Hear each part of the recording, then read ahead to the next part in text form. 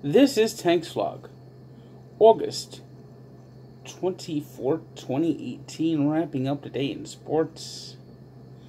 Of course, we are brought to you by Allow Me to Be Frank, my weekly podcast.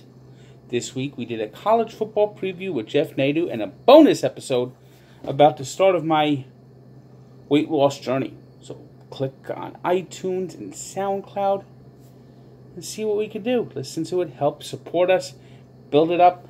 More on the college football in a few minutes. But first, let's look at baseball. Thursday, light day, a lot of teams off in August. But the big story were the three top pitchers in the National League were all on the mound at the same time this afternoon. And for Jacob deGrom, he's a hard luck man, I tell you. Head-to-head against Madison and Bumgarner. Bumgarner always shuts the Mets down, especially at Citi Field. So he didn't allow a run until late in the game. And in the meantime, you had, and Todd Frazier is the one that hit a home run off him, if you believe it. But deGrom allows an unearned run because Devin Mesoraco just, I don't know what happened there. The ball looked like it hit the bat, but of course, Tony Randazzo was squeezing deGrom all day. He squeezed him on a key walk, which set up Bumgarner to get the double for the second run, the only earned run Jacob deGrom gave up, by the way. And there you have it. And of course, Mickey Callaway, you're doing a fine job, In fact, give us a smaller strike zone and give them a bigger strike zone. I like that. Yes. In fact, if a ball bounces in the dirt, you should call it a strike against us. I won't argue because it makes my daughters cry because I'm a wimp and a wuss and a dumbass. And when the Mets had a chance to tie this game, they had first and second. And Kevin Plawecki, a double play machine up. Does he bunt? Nope.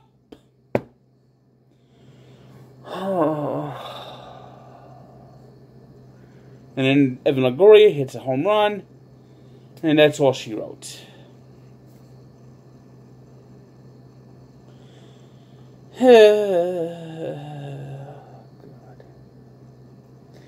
MICKEYMORON.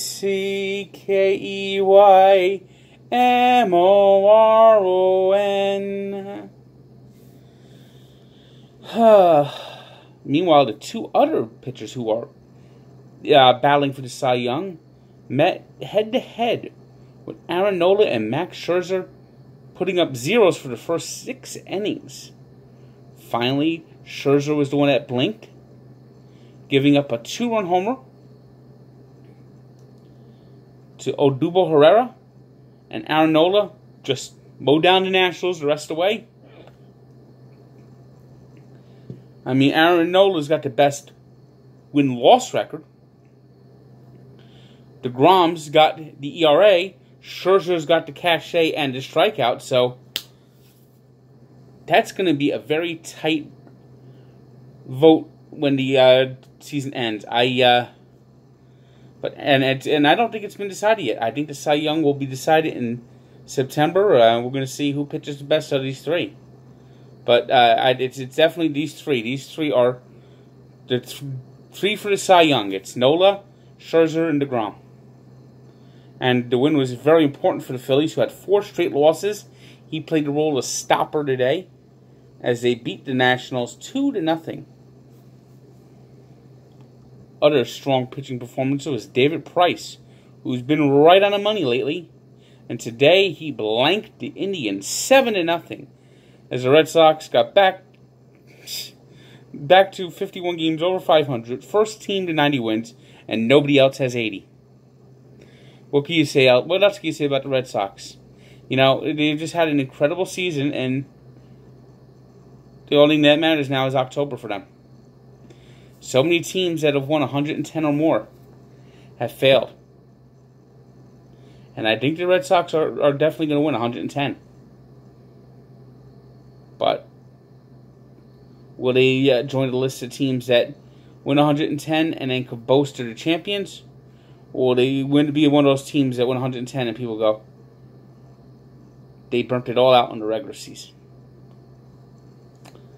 Elsewhere, the Tigers beat the White Sox 7-2. It was the Rockies edging the Padres 4-3. As Matt Holliday, 10 years after leaving Colorado, returned. He signed a minor league contract about a month ago. Looked like he was going to be out of the game after playing for the Yankees last year.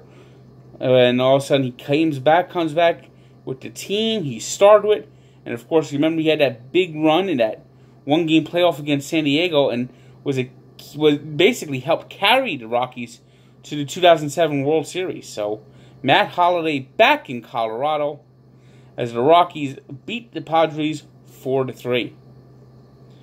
Ronald Acuna just continues to absolutely crush the ball as he had a 432-foot homer, leading the Braves to a 5-0 win over the Marlins. It was the Rays 4-3 winners over the Royals. The Cubs beat the Reds 7-1. And it was the Twins stunning the A's 6-4, despite Chris Davis hitting his Major League leading 39th home run.